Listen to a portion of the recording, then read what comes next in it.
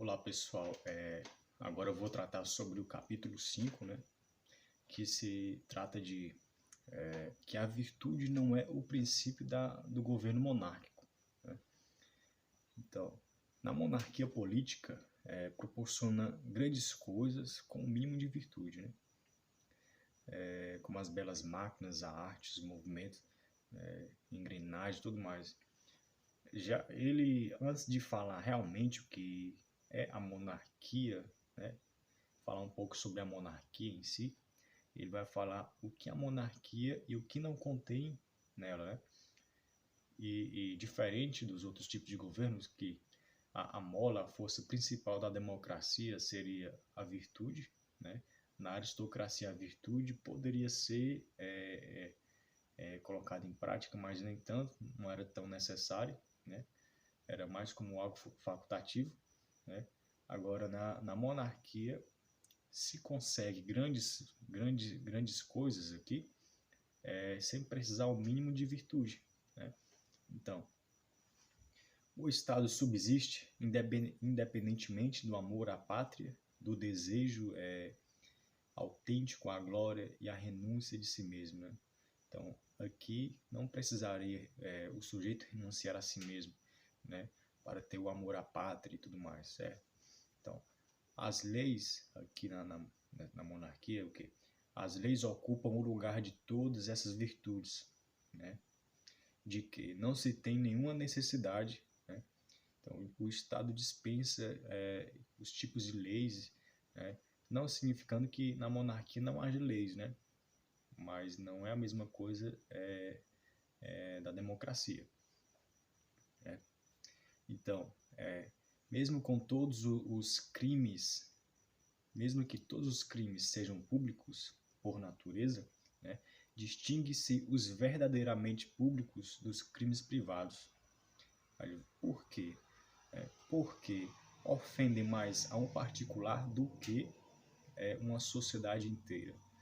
Ele vai dizer, ó, nas repúblicas, os crimes privados são mais públicos, pois chamam mais a Constituição do Estado, pois chocam mais a Constituição do Estado do que os particulares, né?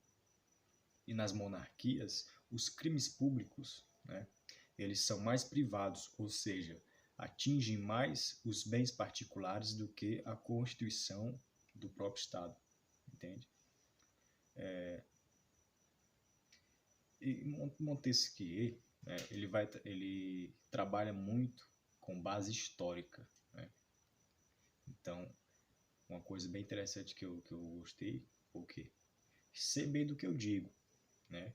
Pois falo de acordo com a história, né? Aí Montesquieu vai continuar, olha, ele dá até uma sugestão, né? Ó, leia-se o que os historiadores de todos os tempos disseram sobre as cortes de monarcas, as conversações dos homens, né? Sobre o caráter miserável dos cortesãos, né?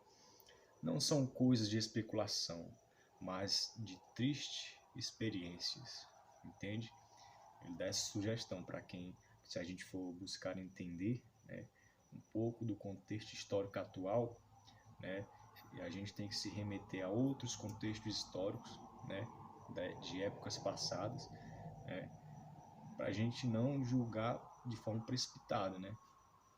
Então,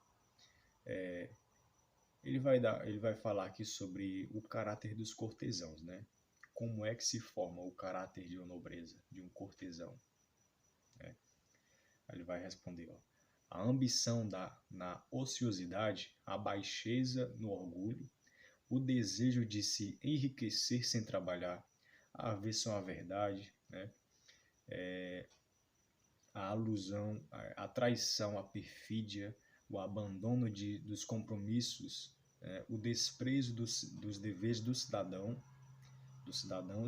o temor da virtude do príncipe, a esperança de suas fraquezas e, acima de tudo, o ridículo perpétuo lançado sobre a virtude, né?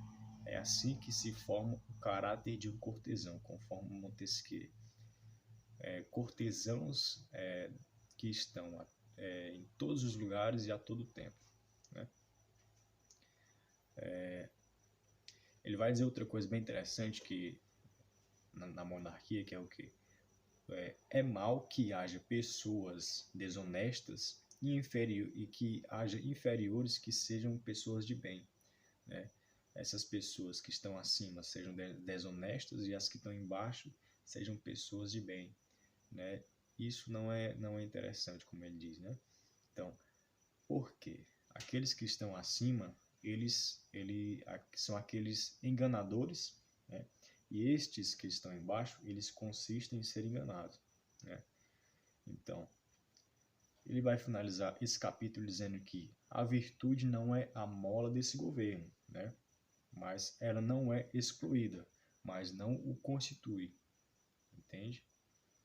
Então a gente finaliza aqui essa parte, vamos dar início no capítulo 6, né? Então, até a próxima, pessoal.